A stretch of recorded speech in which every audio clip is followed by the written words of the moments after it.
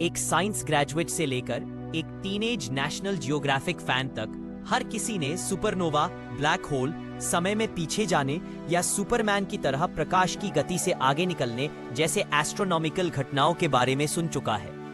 इन सभी में एक चीज सामान्य है, साइंस फिक्शन। फिर चाहे वो H.G. वेल्स की किताब द टाइम मशीन हो या अवेंजर्स द्वारा समय में वापस जाकर इन्फिनिटी स्टोन्स इकट्ठा करना। हमने इन पलों को जिया है, इन परिकल्पनाओं को महसूस किया है। ये सब जन्म लेते हैं विज्ञान की गहरी, कॉम्प्लिकेटेड लेकिन अद्भुत थ्योरी से। ऐसी ही एक साइंस फिक्शन की कॉम्पोजिशन है 2014 में आई क्रिस्टोफर नोलन की मूवी इंटरस्टेलर। यह सिर्फ एक मूवी नहीं बल्कि विज्ञान के दृष्टिकोण से अब तक की सबसे सटीक सिनेमैटिक प्रेजेंटेशन मानी जाती है। किप थॉर्न, अमेरिकी भौतिक विज्ञानी और नोबेल पुरस्कार विजेता, इस फिल्म के पीछे के वैज्ञानिक माइंड थे और क्रिस्टोफर नोलन से उनकी केवल एक ही गुजारिश थी कि मूवी में कोई भी घटना वैज्ञानिक रूप से गलत नहीं होगी। यह निश्चित रूप से विज्ञान प्रेमियों के लिए एक विशेष गिफ्ट था, लेकिन इसके कई दृश्य इतने वैज्ञानिक हैं कि दिमाग चकरा सकता है। तो आइए एक बार फिर चलते हैं इंटरस्टेलर की अद्भुत दुनिया में और जानते हैं इसके पीछे के विज्ञान को। मेरा नाम है सूरज और आप देख रहे हैं द स्पर्श स्क्रॉल।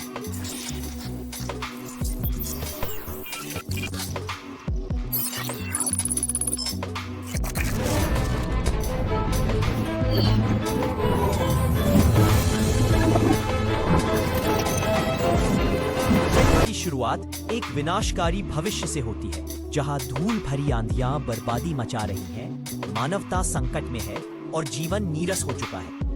मुख्य नायक कूपर, एक पूर्व इंजीनियर और नासा का पायलट, अब अपने परिवार के साथ खेती कर रहा है। उसकी बेटी मर्फी मोर्स कोड सीखते हुए अपने बेडरूम के फर्श पर अजीब धूल के पैटर्न के रहस्य को सुलझाने की कोशिश कर रही है। कूपर उन्हें समझ लेता है और वे किसी तरह एक बाइनरी कोड का प्रतिनिधित्व करते हैं जो एक गुप्त नासा बेस के निर्देशांक देते हैं। वहां पहुंचकर उन्हें शनि के पास एक बड़े वर्म होल की उपस्थिति के बारे में पता चलता है। इसके माध्यम से नासा ने मानवता को बचाने के लिए पृथ्वी जैसे ग्रहों की तलाश के लिए अंतरिक्ष यात्रियों को भेजा था। कूपर को ऐसी ही एक यात्रा पर जाने के लिए कहा जाता है और कहानी आगे बढ़ती है। किप थॉर्न स्टीफन हॉकिंग और कार्ल सागन के करीबी दोस्त थे। 1900 के दशक के अंत में वे एक यात्रा योग्य वर्महोल बनाने के सिद्धांत पर काम कर रहे थे ताकि कोई वस्तु भौतिकी के नियमों को तोड़े बिना अंतरिक्ष और समय के माध्यम से प्रवेश कर सके और आगे बढ़ सके। वर्महोल ब्लैक होल की तरह एक स्वाभाविक रूप से होने वाली वस्तु नहीं है और इसीलिए जब फिल्म में नासा की टीम को वर्महोल की उपस्थिति के बारे में पता चला तो वे इस निष्कर्ष पर पहुंचे कि इसे किसी ने वहां बनाया है। वे हमसे एक अधिक एडवांस्ड सिविलाइजेशन रहे होंगे क्योंकि हम अभी भी गुरुत्वाकर्षण के बल में हेरफेर करने से बहुत पीछे है।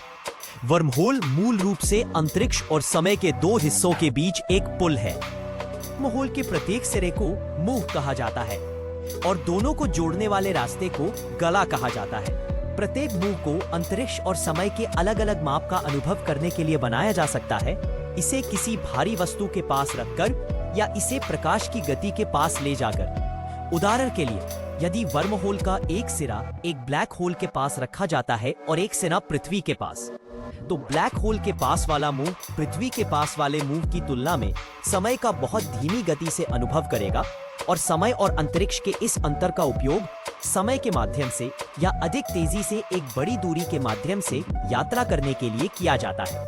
क्योंकि एक वर्महोल 4D स्पेस टाइम के बीच एक पुल है, यह भी एक 4D संरचना है। हम कागज और पेन की मदद से एक वर्महोल की अवधारणा को समझ सकते हैं, जैसे कागज को मोड़कर दो दूर के बिंदुओं को पास लाना, यह दिखाने के लिए कि दूरी कम हो गई है।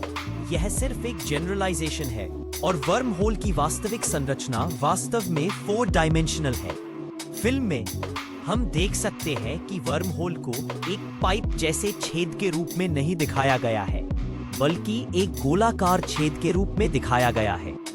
इस वर्महोल को उन्होंने ब्रह्मांड में एक बहुत दूर की जगह तक पहुंचने के लिए रखा था, जहां पृथ्वी जैसे ग्रह मौजूद है। शायद वे पृथ्वी पर लोगों को बचाने की कोशिश कर रहे थे, लेकिन वर्म होल स्थिर नहीं था और जैसे ही उन्हें बनाया गया वे क्वांटम प्रभावों के कारण ढह गए। अनसर्टेनिटी प्रिंसिपल के कारण वर्चुअल पार्टिकल्स अंदर और बाहर निकलते हैं और एक्सेस एनर्जी का प्रवाह वर्म होल के गले को दबा देगा। वर्म होल को खुला रखने के लिए हमें नेगेटिव एनर्जी की आवश्यकता होती है जो एक एंटी ग्रेविटी प्रभाव पैदा कर सकती है और गले को बाहर की ओर धकेलकर उसे खुला रख सकती है। थॉर ने आवश्यक नेगेटिव एनर्जी के मूल्यों की गणना की और पहले मॉडल का प्रस्ताव दिया जिसे उन्होंने एक यात्रा योग्य वर्म होल कहा। नेगेटिव एनर्जी की उपस्थिति असंभव स्पेस टाइम यात्रा की अनुमति दे सकती है। इस प्रकार उस भविष्य की सभ्यता ने भी नेगेटिव सब्सटेंस या विदेशी पदार्थ का उपयोग किया था और इसका उपयोग वर्म होल को स्थिर करने के लिए किया था। नेगेटिव सब्सटेंस का सवाल 1950 के दशक में बहुत हद तक हल हो गया था जब भौतिक विज्ञानी हेनरिक कासिमिर ने एक प्रयोग दिखाया जिसे अनसर्टेनिटी प्रिंसिपल के रूप में जाना जाता है। इस प्रभाव ने क्वांटम पार्टिकल से जुड़े एक विशेष फोर्स की उपस्थिति को दिखाया जिसे क्वांटम यांत्रिकी के अनिश्चितता सिद्धांत के कारण निर्वात में उतार चढ़ाव वाले वर्चुअल पार्टिकल्स के रूप में जाना जाता है। तो थ्योरेटिकल रूप से विदेशी कणों की उपस्थिति है, लेकिन उस स्पेशल एनर्जी का उपयोग करना अभी भी आधुनिक भौतिकी के दायरे से बाहर है। टीम वर्म होल को पार करती है और पानी से भरे पहले ग्रह पर पहुंचती है। पहली नजर में कूपर और टीम को लगता है कि दूर पहाड़ है, लेकिन धीरे धीरे उन्हें एहसास होता है कि वे पहाड़ नहीं है बल्कि बहुत विशाल लहरें हैं। शुरू में लहरें सूर्य और चंद्रमा के गुरुत्वाकर्षण खिंचाव द्वारा उत्पन्न होती है। यह ग्रह गारगेंटुआ नामक एक सुपरमैसिव ब्लैक होल की कक्षा में स्थित है। ब्लैक होल द्वारा उत्पन्न टाइडल पुल इतना विशाल है कि यह समुद्र की सतह को सैकड़ों फीट हवा में खींचता है। उस ग्रह के ब्लैक होल के इतने करीब होने के कारण एक और घटना एक ही समय में कार्य करती है। इसे ग्रेविटेशनल टाइम डायलेशन कहा जाता है। जनरल रिलेटिविटी के अनुसार गुरुत्वाकर्षण एक फोर्स नहीं है बल्कि स्पेस टाइम की कर्वेचर है। वस्तु जितनी अधिक विशाल होगी वह स्पेस टाइम के ताने बाने को उतना ही अधिक परवेट करेगी। इस प्रकार एक घड़ी एक भारी वस्तु के पास एक छोटी वस्तु की तुलना में धीमी गति से चलेगी। गारगेंटुआ के विशाल आकार के कारण समय फैलाव इतना बड़ा है कि मिलर के ग्रह पर 1 घंटा पृथ्वी पर 7 साल के बराबर है। योजना के अनुसार नहीं हो पाता है और जब तक वे मुख्य जहाज पर लौटते हैं पृथ्वी पर लगभग 23 साल बीत चुके होते हैं। मर्फी और परिवार बड़े हो गए हैं और मर्फी अब प्रोफेसर ब्रैंड के साथ एक इक्वेशन को हल करने पर काम कर रही है जो मनुष्यों को गुरुत्वाकर्षण बल में हेरफेर करने की अनुमति देगा। गुरुत्वाकर्षण बल में हेरफेर की आवश्यकता होगी एक नए ग्रह पर अंतरिक्ष यान के माध्यम से बड़ी संख्या में मनुष्यों को भेजने के लिए। मैन के ग्रह पर थोड़ी बची हुई ईंधन के साथ एक आपदा के बाद कूपर एक स्लिंगशॉट के लिए गारगेंटुआ के गुरुत्वाकर्षण बल का उपयोग करता है और डॉक्टर ब्रैंड के जहाज को एडमंड के ग्रह की ओर जाने के लिए अतिरिक्त बढ़ावा देने के लिए अपने जहाज को अलग कर देता है। कूपर सबसे प्रिय एआई रोबोटों में से एक टार्ज के साथ ब्लैक होल में गिर जाता है और एक टेसरैक्ट में चला जाता है। ब्लैक होल के अंदर क्या होता है यह कोई नहीं जानता, लेकिन कूपर को मर्फी के बेडरूम में ले जाने की मूल योजना सिंगुलैरिटी में मौजूद एक और वर्महोल के माध्यम से की जानी थी। लेकिन सिंगुलैरिटी जहां भौतिकी के नियम नहीं टिकते, वहां एक वर्महोल कैसे मौजूद हो सकता है और इसके माध्यम से गुजरने वाले किसी व्यक्ति को सुरक्षित मार्ग प्रदान कर सकता है। एक स्थिर ब्लैक होल निश्चित रूप से अपने केंद्र में एक स्थिर सिंगुलैरिटी का उत्पादन करेगा और इस बिंदु पर सब कुछ एक बिंदु पर कुचल जाएगा। लेकिन जब एक विशाल ब्लैक होल घूम रहा होता है तो वह अंदर पैदा करता है उसे रिंगुलैरिटी कहा जाता है। भौतिक विज्ञानी रॉय केयर ने आइंस्टीन के क्षेत्र समीकरण का एक नया समाधान प्रस्तावित किया, जिसने एक गोलाकार सममित वस्तु के चारों ओर अंतरिक्ष का एक मॉडल दिखाया जो घूम रहा है। एक घूमता हुआ ब्लैक होल एक रिंग सिंगुलैरिटी का उत्पादन करेगा और एंगुलर वेलोसिटी के कारण उत्पन्न सेंट्रीफ्यूगल फोर्स बाहर की ओर फोर्स प्रदान करेगा, जो सिंगुलैरिटी के चारों ओर अंतरिक्ष को धक्का देगा और वर्महोल के समान एक प्लेन मार्ग तैयार करेगा। लेकिन क्रिस्टोफर नोलन नहीं चाहते कि दर्शक सिंगुलैरिटी के सैद्धांतिक पहलू के बारे में इतना भ्रमित हों और क्योंकि ब्लैक होल के अंदर क्या होता है ये काफी हद तक भविष्यवाणी है, नोलन निश्चित रूप से अपनी आर्टिस्टिक फ्रीडम को लागू कर सकते हैं और ऑडियंस को घटना और अधिक मनभावन दिखा सकते हैं। उन्होंने ब्लैक होल के अंदर एक टेसरैक्ट डालने के विचार को चुना। इस टेसरैक्ट को बाद में कूपर कंक्लूजन निकालता है कि ये हायर डायमेंशनल प्राणियों द्वारा रखा गया है। इन प्राणियों ने हाई डायमेंशंस तक पहुंचने में कामयाबी हासिल की है और इस प्रकार निचले 3 डायमेंशनल स्टेज में क्या हो रहा है इसमें हेरफेर कर सकते हैं। एक 3 डायमेंशनल क्रीचर के रूप में हम आसानी से हेरफेर कर सकते हैं कि क्या हो रहा है 2 डायमेंशनल स्टेजेस में, जैसे कागज पर लंबाई और चौड़ाई में ड्राइंग करना। इसी तरह 5th डायमेंशन में रहने वाला एक प्राणी आसानी से हेरफेर कर सकता है 3D अंतरिक्ष या 4D स्पेस टाइम में होने वाली घटनाओं में। इसका सबसे अच्छा उदाहरण तब देखा जा सकता है जब डॉक्टर ब्रैंड ने पहला हाथ मिलाया था जब वे वर्महोल के माध्यम से घूम रहे थे। जब टेसरैक्ट के माध्यम से जा रहा था और आसपास हो रही हर चीज को समझना शुरू कर रहा था, तो उसे एहसास होता है कि ये उच्च प्राणी कोई और नहीं बल्कि हम इंसान हैं जो किसी तरह बच गए हैं और पिछले सभ्यताओं को संदेश भेज रहे हैं ताकि वे गुरुत्वाकर्षण को कैसे हेरफेर करें, यह महसूस कर सकें और मानवता के पूरे हिस्से को नए ग्रह पर ले जाने के लिए उच्च डायमेंशंस का उपयोग कर सकें।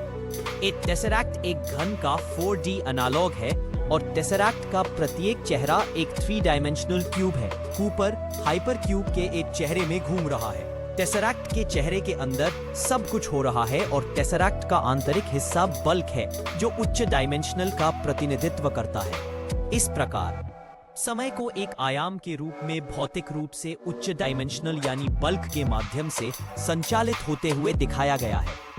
क्योंकि अंतरिक्ष में हर बिंदु वास्तविक है, सामान्य सापेक्षता के अनुसार समय में हर पल वास्तविक है। केवल समय को आगे बढ़ते हुए महसूस करते हैं, लेकिन उच्च आयाम के माध्यम से आगे बढ़ते हुए हम समय के सभी वास्तविक मूल्यों तक पहुंच सकते हैं। और इस प्रकार मर्फी के जीवन का हर पल जब वो छोटी थी दिखाया गया है। मर्फी के जीवन की प्रत्येक घटना को एक वीडियो फाइल में फ्रेम के रूप में दिखाया गया है। कूपर को इसका एहसास होने के बाद वह टॉर्च से ब्लैक होल से डेटा को मोर्स कोड में कोड करने के लिए कहता है। यह डेटा जो प्रोफेसर के गुरुत्वाकर्षण समीकरण का केंद्र बिंदु रहा है, उसे एक रहस्य के रूप में छोड़ दिया गया है। लेकिन कूपर डेटा प्राप्त करने के बाद मर्फी के बेडरूम में घड़ी में सेकंड के हाथ के माध्यम से गुरुत्वाकर्षण में हेरफेर करके और डेटा को एनकोड करके मर्फी को भेजने की कोशिश करता है। इस गुरुत्वाकर्षण हेरफेर को ब्रैंड कॉस्मोलॉजी के माध्यम से समझा जा सकता है, जिसे भौतिक विज्ञानी लीसा रैंडल और रमन सुंदरम परानिर्मित रैंडल सुंदरम प्रभाव के रूप में भी जाना जाता है। ब्रैंड स्ट्रिंग थ्योरी कॉस्मोलॉजी में मौजूद एक काल्पनिक वस्तु है। Brand 0D brand, 1D brand, 2D और 3D ब्रैंड जैसे विभिन्न स्तरों पर मौजूद हो सकता है। हमारे 3D ब्रह्मांड को 3D ब्रैंड के रूप में समझा जा सकता है। ये समझाने के लिए कि गुरुत्वाकर्षण अन्य बलों की तुलना में इतना कमजोर क्यों है, रैंडल और सुंदरम का प्रस्ताव है कि सभी मानक मॉडल कण एक अलग ब्रैंड पर मौजूद है जिसे कमजोर ब्रैंड कहा जाता है, यानी हमारा ब्रह्मांड और सभी ग्रेविटॉन यानी गुरुत्वाकर्षण का काल्पनिक क्वांटम कण एक और ब्रैंड जिसे प्लैंक ब्रैंड कहा जाता है, और उच्च आयामी अंतरिक्ष यानी 2 ब्रैंड के बीच मौजूद बल्क। प्लैंक ब्रैंड के पास उच्च ऊर्जा और कमजोर ब्रैंड के पास कम ऊर्जा के कारण विकृत हो जाता है। 2 ब्रैंड के बीच बल्क की इस प्रकृति को एंटी डिसिटर स्पेस या ADS कहा जाता है और इस डिस्टॉर्शन को ADS वॉर्पिंग कहा जाता है। ADS वॉर्पिंग के कारण पृथ्वी तक बल्क की दूरी कम हो जाती है और टेसरैक्ट को पृथ्वी तक पहुंचाया जाता है। क्योंकि टेसरैक्ट में उच्च आयामी बल्क यानी 4+1 में वेस्टिंग 3 डायमेंशंस का प्रत्येक चेहरा होता है, टेसरैक्ट हमारी दुनिया के 3D चेहरे को पार कर सकता है और टेसरैक्ट का एक चेहरा मर्फी के बेडरूम के समानांतर है। गुरुत्वाकर्षण को क्वांटम पार्टिकल्स ग्रेविटॉन द्वारा दर्शाया जाता है और स्ट्रिंग थ्योरी में फोर्स वाहक बोसॉन को एक बंद स्ट्रिंग द्वारा व्यक्त किया जाता है। इस प्रकार गुरुत्वाकर्षण ब्रेन के बीच यात्रा कर सकता है और बल्क से ब्रेन में बहने वाली गुरुत्वाकर्षण तरंगों का उपयोग करके हेरफेर किया जा सकता है। मर्फी कोड को समझती है और इक्वेशन को हल करती है। टेसरैक्ट बंद हो जाता है और कूपर को शनि के पास ले जाया जाता है, जहां उसे निवासियों द्वारा उठाया जाता है जो शनि की परिक्रमा करने वाले एक घूमते हुए बेलनाकार कैप्सूल में रहते हैं। सिलेंडर के घूमने के कारण उत्पन्न सेंट्रीफ्यूज फोर्स बाहर की ओर फोर्स पैदा करता है जो आर्टिफिशियल ग्रेविटी के रूप में कार्य करता है। मानवता बच जाती है और कूपर टार्स के साथ डॉक्टर ब्रांड की तलाश में निकल जाता है, जिसने एडमंड के ग्रह पर जमे हुए एम्ब्रियोज की एक कॉलोनी शुरू कर दी है। ये मास्टरपीस मूवी थियोरेटिकल फिजिक्स और ह्यूमन इमोशंस के धागे में बुनी गई है ताकि अपने प्रियजनों के लिए सीमा को आगे बढ़ाया जा सके। इसे फिर से देखिए और जितने सवाल मन में आए उनसे पूछिए। हर बार कुछ नया और मजेदार जानने को मिलेगा। इस वंडरफुल मूवी में दिखाए गए कॉन्सेप्ट्स के बारे में आपकी क्या विचार है, हमें कमेंट में बताएं। अगर आपको ये वीडियो अच्छा लगा हो तो इसे लाइक करें और अपने दोस्तों के साथ शेयर करें और इंस्टाग्राम पर हमें फॉलो करें, जहां रोजाना ऐसे ही शानदार और एनलाइटनिंग साइंस से जुड़े पोस्ट मिलेंगे। नीचे कमेंट में बताइए कि आप अगली वीडियो में कौन से विषय पर वीडियो देखना चाहते हैं। और हाँ, द स्पर्श स्क्रॉल को सब्सक्राइब करना मत भूलिए। तब तक विज्ञान में डूबे रहिए।